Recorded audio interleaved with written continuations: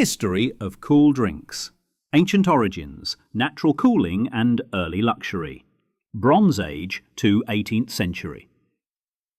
For much of human history, cooling drinks relied on natural methods, making chilled beverages a luxury primarily enjoyed by the elite. Ice and snow harvesting and storage. Ancient civilizations. As early as the Bronze Age, around 1700 BC, evidence suggests that people in regions with cold winters or mountainous terrain harvested ice and snow.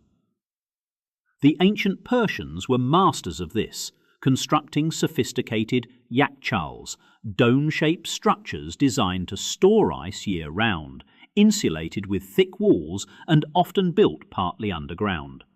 Similar practices existed in ancient China, as early as 1100 BC, and were noted by Greeks and Romans. Transportation and use. Ice and snow were often transported from mountains, for example from Mount Etna for the Romans, to cities, sometimes over considerable distances, to cool water, wine and food. Roman Emperor Nero is famously said to have used ice to chill his drinks and even to have invented an early form of an ice bucket. Medieval and early modern Europe. The use of ice houses, often purpose-built insulated pits or structures, continued throughout medieval and early modern Europe, primarily by wealthy landowners and royalty, to store ice for various purposes, including chilling beverages. Evaporative cooling. In warmer climates without access to natural ice, people utilize the principle of evaporative cooling. Porous clay vessels. Storing water in unglazed porous clay pots or jars, like the gargoulette or zir pot, allowed a small amount of water to seep through and evaporate from the outer surface. This evaporation drew heat from the remaining water inside, keeping it significantly cooler than the ambient air. This method is still employed in various parts of the world. Wet wrappings. Wrapping bottles or containers in wet cloths and exposing them to a breeze could also achieve a similar, albeit less dramatic, cooling effect. Chemical cooling, saltpeter.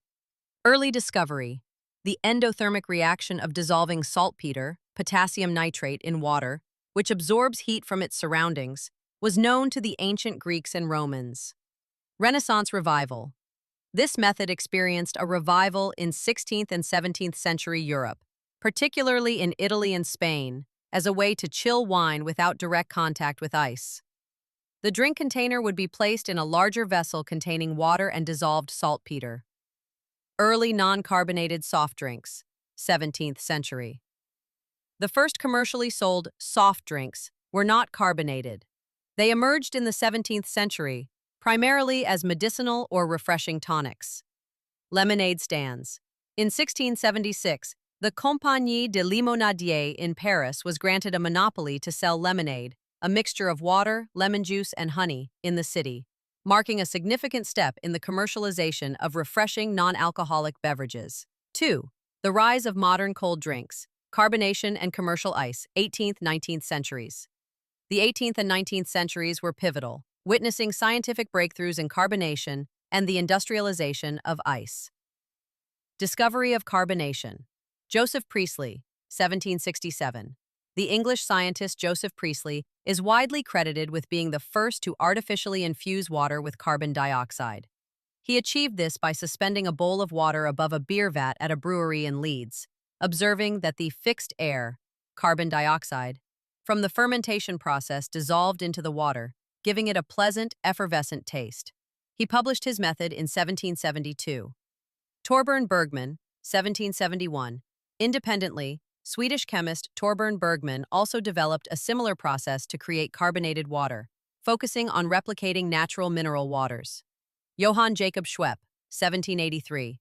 Building on these discoveries, Swiss jeweler J.J. Schwepp developed an efficient and commercially viable process for manufacturing carbonated mineral water. He founded the Schweppes Company in Geneva in 1783, later moving to London, thus pioneering the commercial bottled soft drink industry. The commercial ice trade, early 19th century. Frederick Tudor, Ice King. Frederick Tudor of Boston, Massachusetts, revolutionized the ice industry in the early 1800s. He harvested vast quantities of ice from frozen lakes in New England and, through innovative insulation techniques using sawdust, hay, and pine shavings, managed to ship it successfully to distant, warmer markets like the Caribbean, India, and later Europe. This made ice, and consequently chilled drinks, accessible to a much broader population beyond just the wealthy. Iceboxes. The invention of the icebox, an insulated cabinet designed to hold a block of ice and keep food and drinks cool, in the early 19th century further fueled the demand for commercially harvested ice in homes and businesses. Evolution of soft drinks and soda fountains. Flavoring carbonated water. Initially, carbonated water was consumed plain. By the 1820s, pharmacists and chemists began adding various flavors, such as ginger, around 1820, lemon, 1830s, and later, more complex fruit and herbal extracts. Soda fountains. The first soda fountain machine was patented in the US in 1819 by Samuel Farnestock. Pharmacies became popular venues for soda fountains, where customers could enjoy refreshing, often medicinally marketed, flavored carbonated waters. These fountains allowed for on-demand mixing of syrups and soda water. Bottling innovations. While early carbonated drinks were bottled, maintaining the carbonation was a challenge due to poor sealing methods. The invention of the crown bottle cap by William Painter in 1892 was a revolutionary step, providing a tight, reliable seal that could withstand the pressure of carbonation, making bottled soft drinks widely viable for mass distribution. Emergence of iconic brands. The late 19th century was the birth era for many globally recognized soft drink brands. Dr. Pepper, 1885, invented by Charles Alderton in Waco, Texas. Coca-Cola, 1886, created by pharmacist John Pemberton in Atlanta, Georgia, initially as a temperance drink. Pepsi-Cola, 1898, invented by Caleb Bradham in North Carolina. 3. The modern era. Refrigeration, mass production, and diversification, 20th century to present. The 20th century transformed cold drinks from a niche product into a ubiquitous part of daily life worldwide. Artificial refrigeration and freezing. The development and widespread adoption of mechanical refrigeration in the late 19th and early 20th centuries were game changers.